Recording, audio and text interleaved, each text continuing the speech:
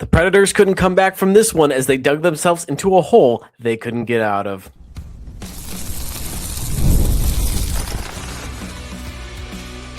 You're Locked On Predators, your daily podcast on the Nashville Predators, part of the Locked On Podcast Network, your team every day.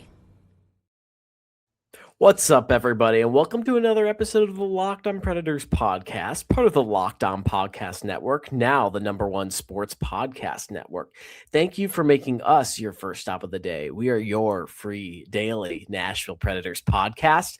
I want to start off by shouting out all of our Locked On Predators podcast community and our everydayers who tune in every day to chat all things Preds, good and bad. My name is Jack Williams, and I am the Nashville Predators beat writer for the Hockey News, and we're going to talk about a tough one that happened last night for y'all. Tonight for me, still living through this bad loss. That was a 5-3 loss to the Buffalo Sabres at Bridgestone Arena. And this first segment here that we're going to jump into really quickly is mainly about what went wrong in this first period here and just set the tone for the rest of the game. And as Andrew Brunette said in his postgame, got some spicy quotes for y'all. Andrew Brunette said the game was lost in the first period. And it's true. They put themselves in a position to lose. And in the state that they're in right now, they're not trying to be a team that's going to be coming back for 10 straight games.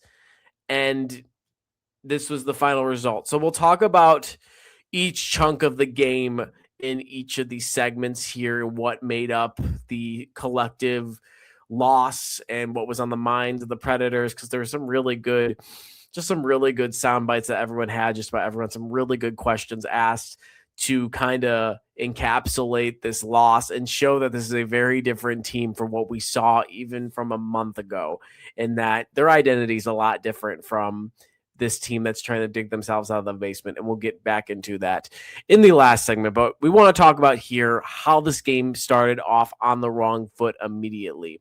They gave up 3 goals in the first period, 4 goals in the first 25 minutes of the game, 2 from Noah Austlund, and then from Consta Helenius, who was playing in his second NHL game, scored his first NHL goal, and had 2 primary assists. That's all in the first period of the game. The kid who was playing in his second NHL game had 3 points in the first period. Another guy who reached 10 goals on the season, I believe. We have the stats right up here, so we'll double check for y'all. I came prepared today. Don't worry about it, y'all. He scored his 9th goal, 8th and 9th goals of the year, had 2 points as well. Then Tage Thompson, who was the first star of the week this past week, Roman Josi was the second, scored 420 into the second period, and Chase Saros to the bench. And obviously, we'll talk about the goalies in a second because that's a whole different segment that we got some more spicy quotes on as well. But Filip Forsberg was very blunt in explaining this was not good and extremely frustrated. And we'll talk about, again, at the end, just how this is important and, in a sense, good to see growth-wise. But verbatim, he said, we just didn't want to work. It's pretty simple. They're a skilled team. They're a fast team. We gave them exactly that. They hurt us. Sometimes it's just as simple as that. That's blunt. That's straightforward. And just saying we didn't want to work. We didn't move. We didn't compete. They were faster, stronger, and won puck battles. And then he said again, it's just as simple as that. Completely straightforward. I mean, he was mad, to say the least. He was aggravated, to say the least. And I don't blame him, too. You have 3 straight games before this where you have these unbelievably impressive starts against some of the best teams in the league, Edmonton, Colorado, and Vegas. And you're coming out and you're punching them right in the mouth. Edmonton, quite literally, you're punching him right in the mouth. And McCarron, the fight he had, 3 seconds into the game, you're taking a lead in that game. You're taking a lead in the Colorado game. You're taking a lead in the Vegas game. Yes, that got away from them, but they had a lead in that game at one point, had control of it at one point. You come out against a Buffalo team in your first game home after a brutal, really challenging weekend that you let one get away from you, but you won a really big one. Come up against a Buffalo team that is desperate itself, trying to hang on to a wild card spot and break what has almost been a curse in Buffalo and not getting into the playoffs since 2011. And you come out flat-footed against them. And as Filip Forsberg said, didn't want to work, said essentially lazy without saying it. And just Andrew Brunette touched on it a little bit as well, saying, I don't know what we expected, that it was going to be easy or what. But it was the whole thing where they came out flat-footed and they were disappointed in themselves completely and aggravated. And we haven't seen this team. There's been so much good happening lately with the Predators. We haven't seen them aggravated and this mad lately at all. It's been a lot of good times lately and just all the winning they've been doing. And this is the first time they've lost back-to-back games dating all the way back to November. So, I mean, it's not good for them completely. And it did light a fire under them as they were able to turn it around and make this competitive. And we'll talk about that later down the line. But this is just not the way you start a game at all. Just putting yourself into a hole.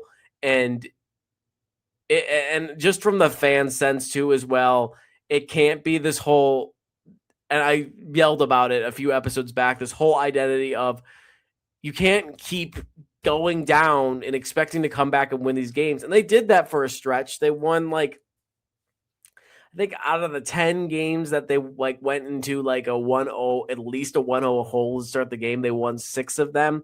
But that was teetering them around a 500 record. And with this loss, they're falling back towards that 500 record now. I mean, it's brutal.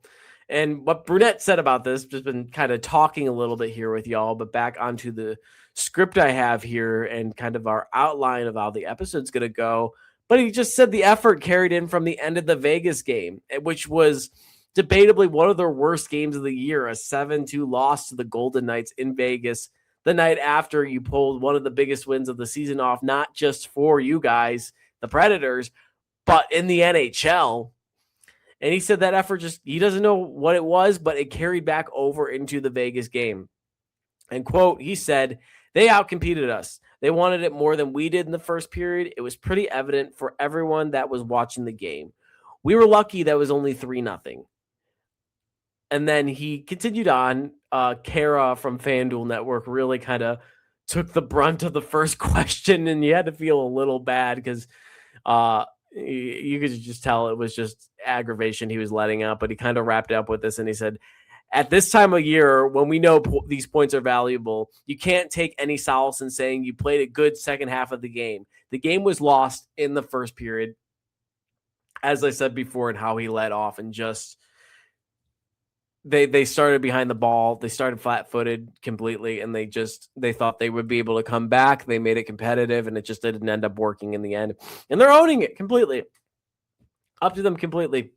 That we're no longer in the days of hearing, I liked our game after every game. This is a different identity team. And again, I'm trying to hold as much of this as I can because we'll really get into the meat and potatoes, as I say, of that and the identity change further into this episode. But I mean, they going back into the first period, they're outshot 13-8. And, I'll go in on this and say this defense just they're so bad at slot management. It's unbelievable.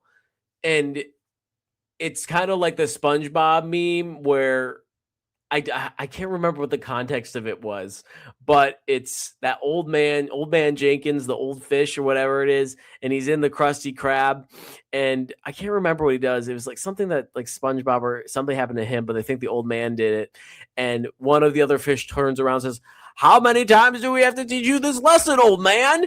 And then he goes, "I love the young people." If you don't know what I'm talking about, look it up so I don't sound crazy, but it's how many times do you have to learn this lesson about it's just like It's aggravating. I mean, again, and I say this from my cushy seat up in the 300 level watching this game and being like, well, I can get down there and coach. And I definitely can't because I don't have the qualifications or criteria to stand behind a bench and say, do this, and that, X's and O's. But I mean, if you're doing something consistent over and over again to where you're just letting players go into the slot and do whatever you can in the slot and just leaving it wide open, it's just aggravating. And you would think the lesson would be learned when you let Connor McDavid and Leon Draisaitl do that over and over again in a massive loss in Edmonton. Even in the win that you had in Nashville, you still let them get to the slot completely. And again, we saw it tonight where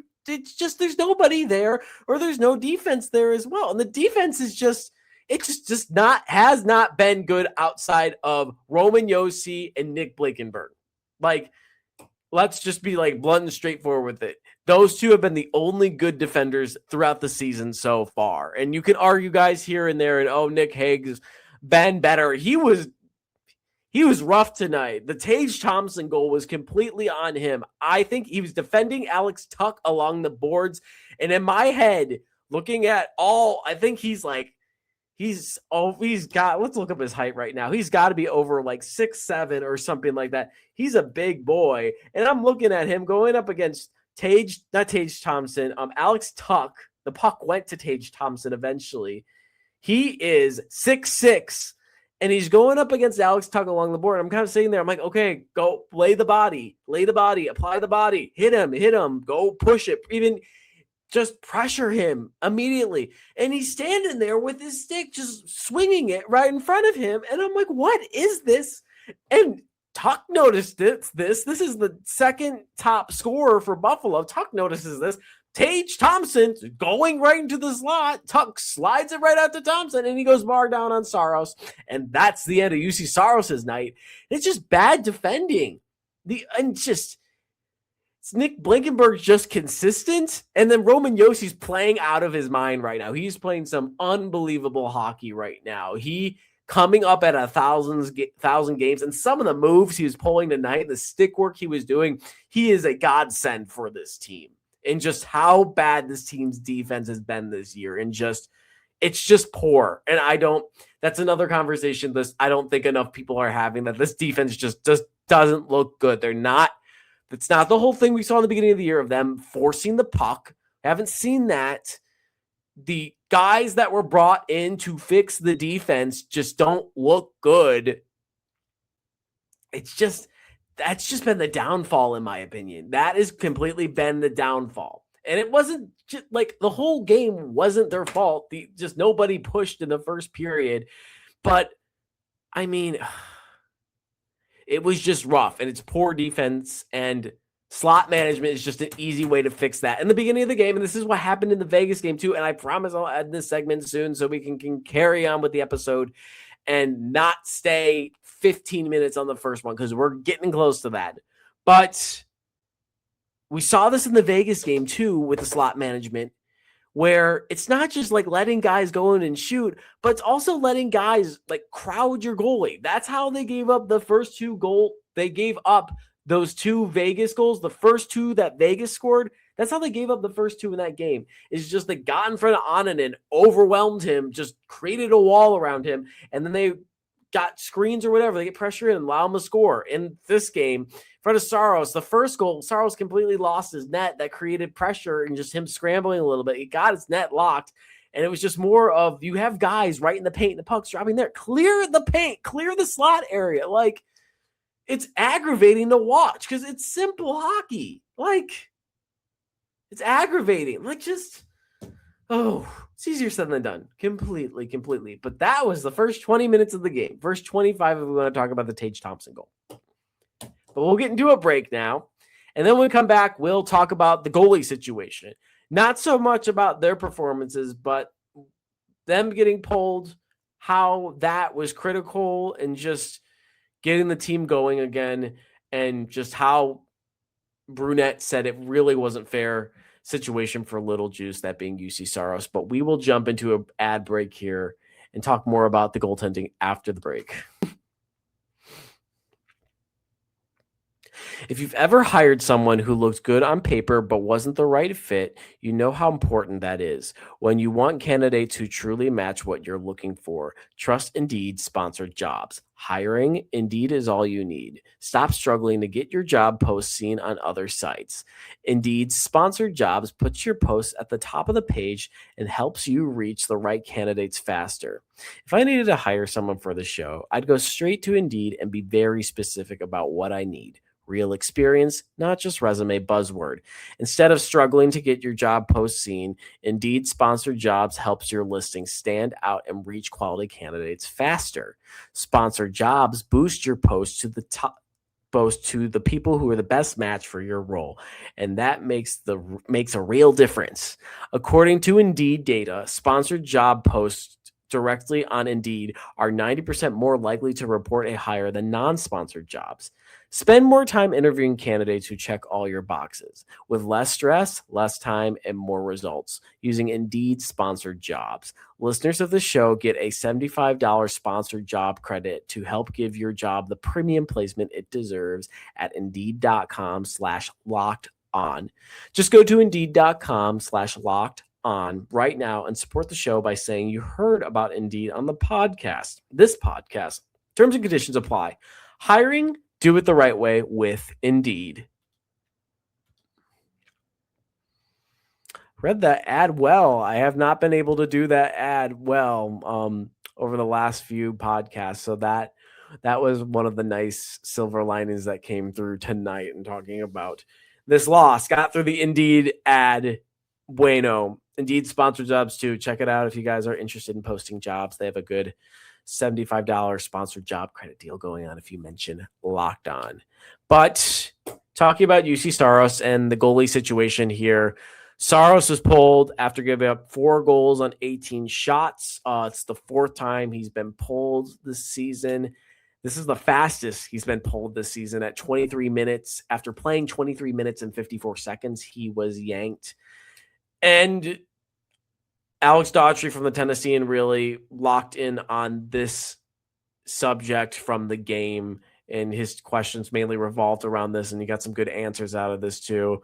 Andrew Brunette said this wasn't fair, essentially, to Little Juice, who is UC Saros, and Big Juice, who's UC Ananen, and essentially them just Saros getting yanked in this game, Ananen being thrown into another challenging game, and then another loss going on his record. And then the game before where Ananen is kind of left out to dry in a 7-goal onslaught and gave up 5 goals in that third period there. And Brunette said, well, the question asked was, did this light a fire under the team and under the bench? And Brunette said the team should be mad and letting their goalies get hung out to dry, and Ananen letting in 7 goals one night, and then the next night Saros getting pulled, and then Ananen getting thrown in the fire there. And it makes sense completely. I mean, these are 2 solid goalies. I mean, with Ananen's situation, he didn't have a great start to the year. It's been difficult for him to say the least coming to Nashville, but I mean, it's not been an ideal situation. And Forsberg was visibly upset about this and Saros getting pulled, and saying, yeah, he's been our best player all season. It stinks that he is getting yanked in the middle of the games because it's nothing he can really control. And he's been working hard all year, and that's completely correct. I mean, this guy was keeping Nashville's head above water. Even when they're in their last place, he was still like kind of giving them gasps, at least, to stay above water. He was a massive reason why this team didn't fall to the bottom and stay down there. He just his play stayed consistent all throughout the year. He's been critical. He's been the team's MVP all season. And it's in a way good to see that his teammates are upset that he got yanked from this game and that he plays hard every night, and seeing that the chance for him to finish out a game and get a win gets away from him.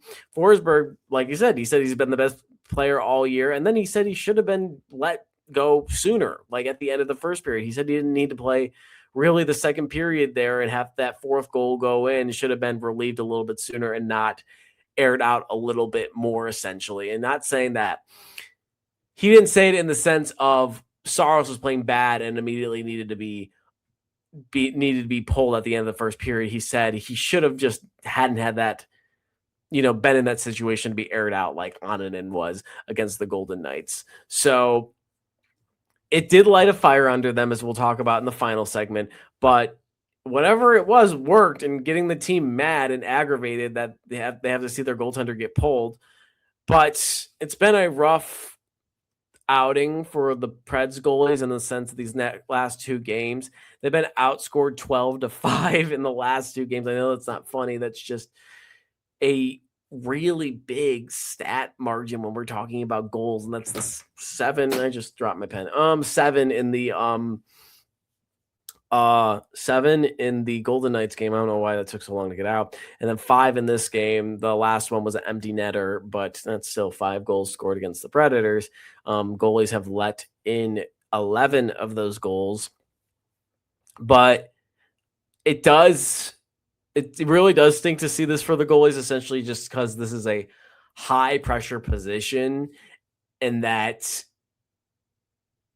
in a lot of situations, I have not seen it a lot in this market at all. And I think I've mentioned this before, and that I think there's an understanding of this market, especially having someone like Pecorine, who is so big and critical to this team's success in the 2010s, that anytime there's a loss, I really don't see all the blame being put on the goaltender like I've seen with other teams that I've covered, which is nice to see, because at the end of the day, it's not most of the time, if not 95 to 90% of the time, it's not the goaltender's fault why a team lost, especially when you have a goaltender as good as UC Saros and a backup who is as decent as Justus Onanen is. It's good to see that the blame isn't put on them completely, and it stinks to see that they're kind of the ones that have had to take the bulk of all of this lately too. So I don't know. It'll be interesting to see what happens next game, and if this does light a fire under them and it motivates them, and the goalies get to play out their games and don't get aired out and get to have some good stat lines here, because this resulted nothing good for their goals against average and their save percentages. I'll tell you that. But before we get into our last segment here, this one was a little short because I went long on the first one. I want to talk to you guys about the Everydayer Club. So thank you for making Locked On Predators your first listen of the day, and thank you for making Locked On the #1 sports podcast network. You already live your team every day. Now take it up a level and go ad-free. Join the Everydayer Club today and get Locked On Predators with no interruptions, members-only Discord access, and more.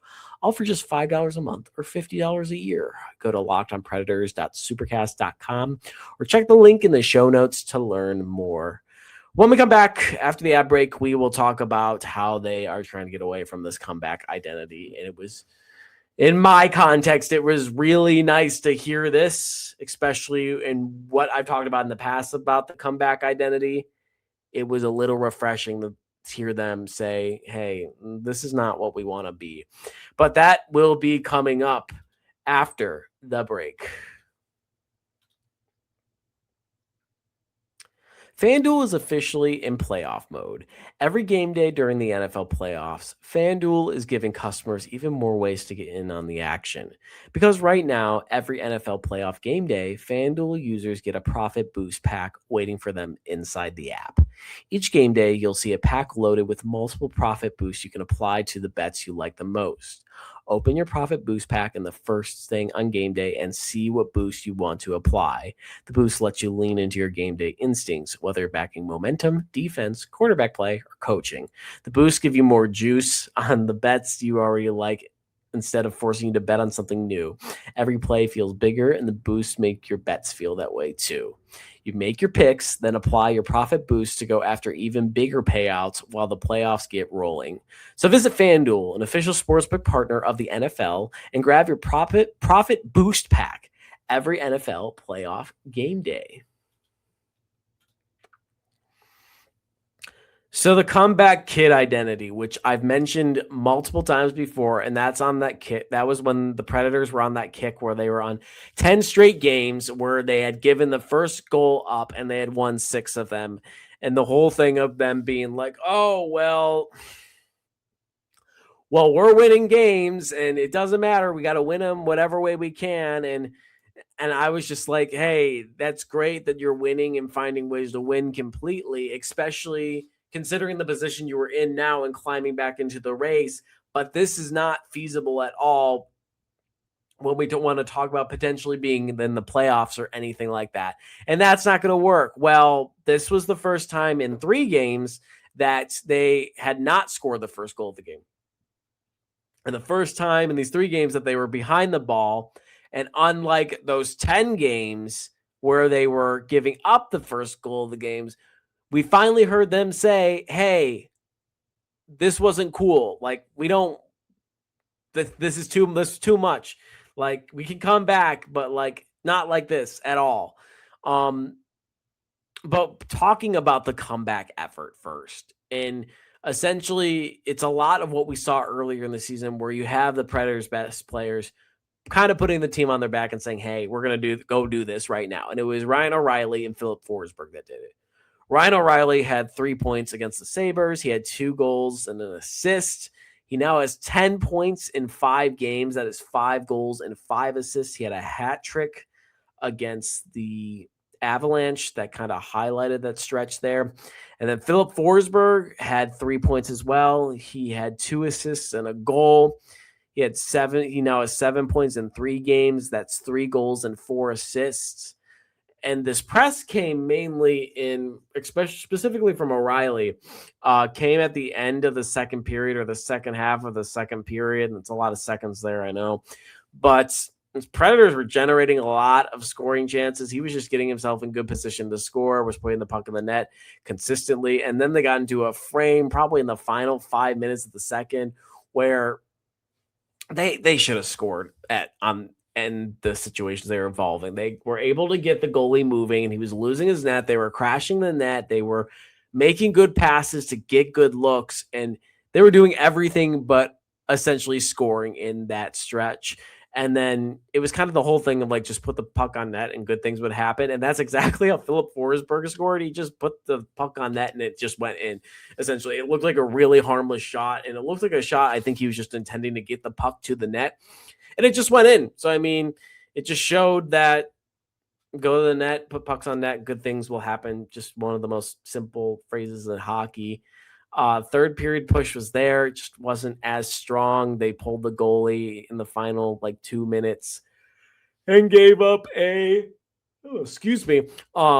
empty net goal there. But at the end of the game, after the game, as I mentioned, with the whole getting away from the comeback mantra, O'Reilly said 4-0 is just, it's too much to come back from, essentially. And it seems like the whole comeback type of thing that they created the early part of the year, they're kind of moving away from that. And it makes sense, especially the whole thing that Brunette said too of the game was lost in the first period, and this time of year we're not taking wins away from anything and getting further away from the whole thing that we heard a lot from him saying, I liked our game in a bunch of losses. And that was the mindset he needed to have in the moment, essentially, of saying we're playing well, but we need to move along. We need to keep moving along and the wins will come. And that was a good mantra to have in the moment. And I think the focus for this team and all that has shifted accordingly because they're in a different position now and they're adapting to that. They don't want to be a team that's losing anymore, but picking up wins, mental wins and little wins here and there in order to move them up, and eventually the wins will come. They want to be winning right now, because if they don't win right now, they're going to fall out of this wild card race. And this loss, I will tell you, this puts them behind the ball a little bit more. The window is not closing. It's still very much open. Again, it's January 21st. The window is still wide open. But a loss like this, when we're talking about the wild card race, you can't help but think and can't help but see that the sill is coming down a little bit. They are now. It's been a 1.2 point race throughout the majority of these last few weeks for the Preds, and that's what's been aggravating for them, is that they've been right there so much, and it's been so tight in this wild card race, whether you're in the Central or in the West. I mean, or the East. Buffalo's in a really tight wild card race right now. This helped them a lot. This did not, on top of the Golden Knights loss, this did not help the Nashville Predators at all, as they are now 3 points behind the ball. And if they lose again against the Senators on Thursday, that puts them in a really bad position and kind of in a Calgary sense, where Calgary gave themselves a chance to jump up in the standings a little bit more, ended up losing a handful of games there, and now they're completely behind the ball. They can't get into that position now, and if they do, it's going to be really hard to get out of that going into this part of the season. They want to win games now. There's no more we're getting into when they get into holes and they're losing. That's not a win to take away if they're coming back in the hole. It seems like they figured out how to start off games and win games, and this kind of set them backwards a little bit.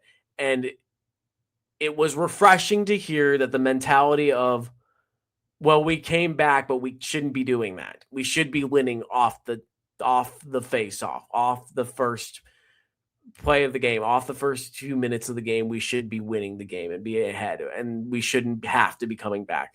That was very refreshing to hear, especially in my mind, and seeing earlier in the year with the whole, well, we're coming back, yay, rah, rah, rah. Like, it was nice to hear, we're over this. We don't want to be doing this. We want to be winning immediately. And that's a good mindset to be on completely. In talking about the wild card race, they're 23, 22, and 4, 50 points. They needed to be at 52, 53 right now. That's what it needed to be, because they are now behind 3 teams for that final spot in the wild card race. San Jose has 53 points, and then a handful of other teams. I'm going to pull this up for y'all just to make sure I get it right. But like I said, it's just this close wild card race. And again, they have a ton of time to make this up. But in a race this close, you don't want to be dropping off or getting anyone any room to continue to make ground up on you at all. And looking at the wild card race right now, I mean, the Preds have 50 points. You have Seattle in front of them who have 51. Then you have LA and San Jose, who both have 53. However, the overtime wins are so wild, y'all. The Sharks have 5 more wins than the Kings do. However, the Kings have 10 more overtime losses than the Sharks do, which is why the Kings are still in this race. That is so crazy to look at. The Sharks have 5 more wins than the Kings, but the Kings have 10 more. I guess in math, that's how it works. That's not right. So if it came down to the wire and then you say LA wins 2 more games, San Jose would have, like in theory, saying the playoffs would start today, say that LA has 22 wins and San Jose has 25, but LA would have 57 points. That would get them into the playoffs, but they would have 3 less wins than the Sharks. That's wild. That's wild. That doesn't make any sense to me. I guess it does make sense because it's the math, but like, oh my God. 13 overtime losses. That's got to be the most in the NHL right now. It is 13 overtime. God, they are bad in OT. Ooh, that's rough. The second most is 11. We're not. I'm sorry, I got off track there. That's just a crazy stat. And then the Mammoth are in first wild card right now with 54 points.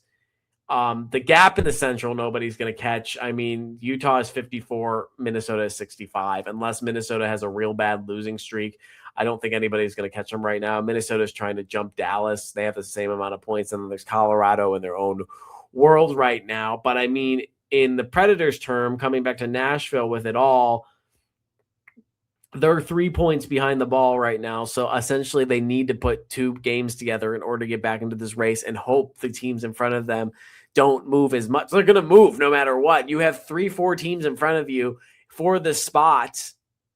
5, counting the Ducks, because the Ducks moved into that Pacific Division spot, and the Pacific's a little bit more wide open, way more wide open than the Central. So you have to hope at least some teams in front of you at least slow down. Not all of them are going to slow down, but at least the right ones do and allow you to hop a little bit more. But at the end of the day, you're 2 games behind everybody. And you're on the cusp of trying to do this massive turnaround from the beginning of the year to where you were soundly in the basement to the point where you were making plans on finishing it and putting a flat screen TV down there to watch the draft on. And now we're up to the main floor and trying to get all the way to the second, third floor where the playoffs are. And you're right on the staircase of what this is. And you can't get up there. And now with these 2 losses, you're heading back down the stairs and suddenly the basement's within view. Maybe not as much, but this wasn't good. And in a race this tight, if you give anyone anything, they'll take it. And then ooh, I just hit the mic there. I apologize. Are we still going? We're still good. We are Gucci. And then in the other regard, the group that is rooting for all of this to fall apart, to have good draft picks and immediately rebuild, that's what will happen if this team continues to fall off.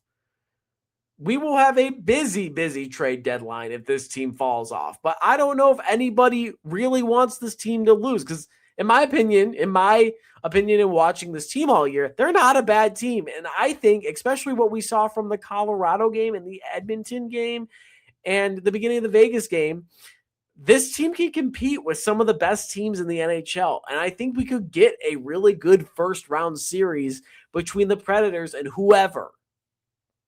And they've mentioned before, they mentioned again tonight, if they're on their game, they can play very well. And they just weren't on it tonight. Ryan O'Reilly told me to my face, when we're up to our structures and our standards, we play really well. That's how they beat Colorado. And they need to, I definitely don't want to say Ottawa's a must win, but in the sense of, do you want to stay in this wild card race or spend probably all the games to this break and then some after trying to shove yourself back into this race? Because you're kind of coming out of it now. Unless you want to start doing that, you need to win this next one, and you need to win the one after that. Now, the one after that, I don't know if that will happen. Have y'all seen the weather? If you're not in Nashville, check the weather that's coming up on this weekend. It's going to be rough. And they're playing Saturday in the midst of when all that snow's going to start. So we'll see how that goes. I remember I was giving you guys some warnings on the last episode, and it's only gotten worse in the last 24 hours. And all of the fear-mongering we've been seeing about the winter weather that's supposed to come in on Saturday and Sunday. But I am all Predator out right now. The next game is against Ottawa on Thursday, 7 p.m. Central Standard Time. That will be Roman Josi. I almost said UC Saros. That will be Roman Josi's 1,000th career game. They'll be doing something special for it. I hope they'll be giving out something special. Be cool to be at. Be cool experience for y'all. So if y'all get to experience that game, enjoy it. Enjoy it for real. One good thing that did come out of this game, it was Black Music Heritage Night. And if I could show it, I got this cool shirt. Look at this design. This is like a locally designed logo. Look at that. Isn't that sick, y'all? Isn't that so cool? And there's all different stuff on it too. Like I don't know what the correct name for it is, but it's like a bongo. It's like a type of drum. And then there's a music note up here. There's another music note here. And they had some this great color scheme on here. This is a fun shirt. I love it. That was the positive that came out the night for me. But that's going to do it, y'all. Thank you for tuning in for me. We're going to come right up to 40 minutes. I know these are the longer episodes, but we had a lot to talk about. It was an interesting night, and it's late. So you know how I get when it gets late, and I ramble a lot. But if you're interested in seeing more rambling, I am at Jack G. Williams on Twitter /X. If you want to read my stories and what I got going there, my hair looks crazy right now. Jack Williams on the Hockey News Nashville Predators. If you guys are just interested on Locked On, LO_Predators on Twitter, Facebook, Instagram. We're just Locked On Predators. And if you guys are interested in really becoming VIPs of Locked On, join the Everyday Club, ad-free audio, members-only Discord access, $5 a month, $50 a year. Good deal. But that's going to do it. Thank you guys. As always, I'm very appreciative of you guys. Very thankful for you guys. Always love chatting with y'all. Thank you for sticking with me. Thank you for staying for another long episode. And tomorrow's another day. I will chat with you guys tomorrow on another episode of the Locked On Predators podcast.